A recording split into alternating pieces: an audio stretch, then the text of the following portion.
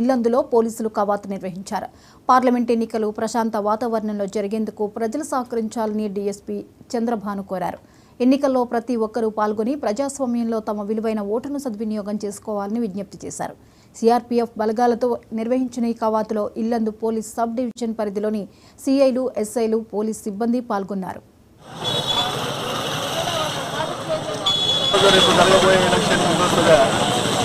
ఊరు ఎలాంటి గొడవలు జరగకుండా అందరూ స్వేచ్ఛగా మా ఓటును వినియోగించుకోవాలని చెప్పేసి మా ఇల్లందు డివిజన్ తరఫు నుంచి మా ఎస్పీ గారి ఆధ్వర్యంలో ఈరోజు ఫ్లాగ్ మార్చ్ చేస్తున్నాం. ఈ ఫ్లాగ్ మార్చిలో ప్రతి ఇంటికి తెలవాలి, ప్రతి ఓటర్కి తెలవాలి, ప్రతి ఒక్కళ్ళు వచ్చి స్వేచ్ఛగా వాళ్ళంతటా వాళ్ళే ఓటుని వినియోగించుకోవాలి.